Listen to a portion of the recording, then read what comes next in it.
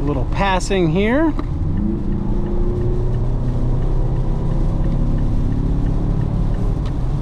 Alright, not a problem. Good day everybody, you're watching Beyond the Test Drive, and I am out on our highway performance and fuel mileage test in this 2024 Mazda CX-5 Turbo. Now this is the top dog signature trim. Talk a little bit about what this is like in highway travel, how comfortable it is, what it's like to take a trip in, but we're also measuring fuel economy. I'm on my 120 mile test loop today. I'm about 104 miles in. The fuel gauge right there saying 28.4. I filled up this morning on the good stuff, and towards the end of the video we'll fill her up and I'll tell you what it did by the pump fill up, and we'll also compare it to the gauge down there. And so been a pretty miserable drive on this return back to the gas station with all this drizzly rain. But a couple things about the CX-5, whether it's a turbo or not, a couple things I've really enjoyed as far as traveling. The first one is visibility and the seating position. You really kind of sit up in a CX-5 with great outward visibility. View out the back through the rear view window is excellent, and also the side view mirrors are really large on the CX-5, which that makes such a big difference as far as overall visibility goes. And again, you sit up nice and tall in these seats.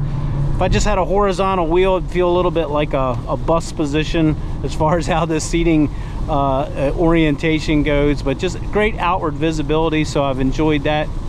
The other thing it's worth pointing out is we do measure interior sound levels, and without even measuring it, this is really quiet. It's really predominated by road noise.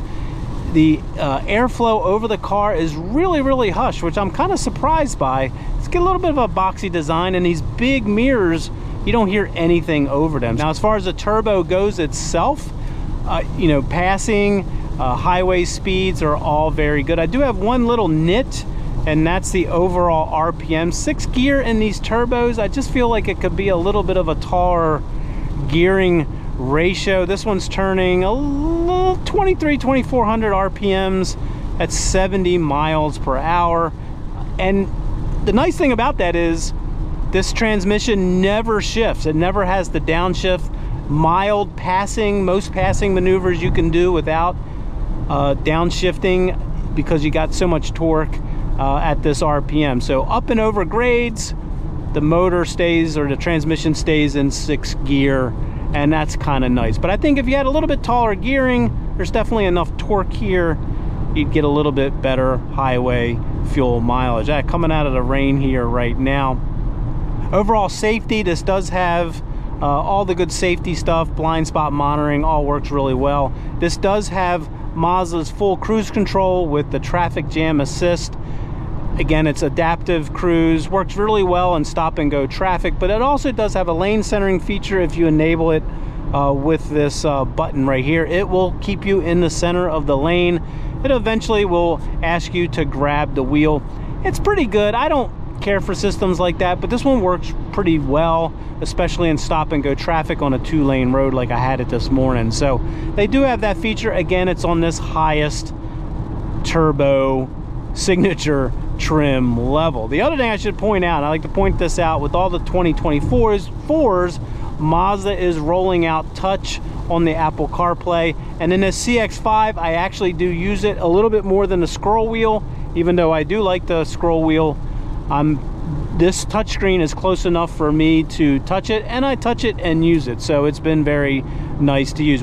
We also have the Bose in here. I was just listening to one of the best covers, I think, of The Cure's Just Like Heaven. That's by the infamous String Dusters, so check it out. A little bit of a bluegrass sound there, but the bass was so tight on the Bose. Again, it sounds really good in the CX-5. In our CX-9 we have the Bose. It's okay. And I also have the Bose in our Mazda 3, and it sounds really good. But I really like how the bass sounds in this CX-5. So between the quiet, the visibility, the turbo power, I would really enjoy taking a long trip on this. I should talk about, well, let me cover another nit. The seats feel comfortable for about the first hour. In the second hour, I'm starting to squirm, but seat comfort's a very subjective, personal thing. you know, over 2 hours, I'm getting a little squirmy, but I'd say they're average comfort, at least for me. And before we get over to the gas station to top this off and see how we really did, I do want to give a big old thank you to our subscribers, and I also want to thank all of you for pressing play today. Check out all of our content here at Beyond the Test Drive, and if you like what you see, consider subscribing. We would love to have you along. Okay, so let's go fill up. We're showing 21, no, it's 21. We're showing 28.2 on the trip computer there. We got about 8 more miles to go.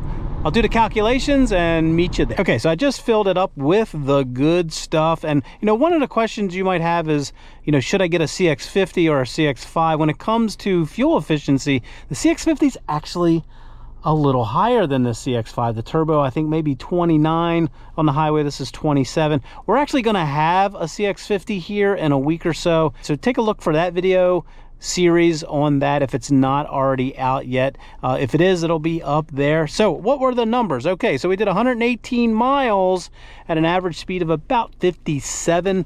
Not the speed we wanted, the 70 miles per hour that we like to achieve, but there was some traffic. So it took 4.037 gallons.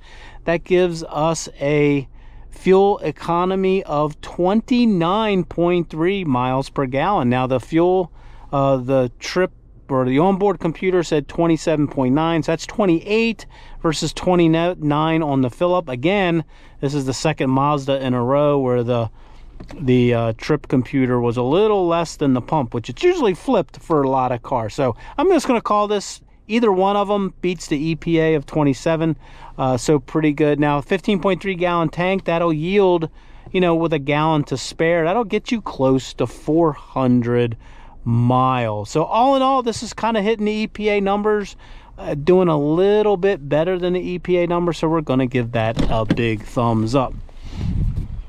Now, this is just one video on a whole series that we have either out now or going to come out on this CX-5 Turbo, so keep an eye out for that. Again, thanks for coming along today. Definitely leave all your questions and comments below. We do try to get back to each and every one of them, so definitely chime in. We appreciate that. And as always, have a great day, morning or evening, wherever you may be.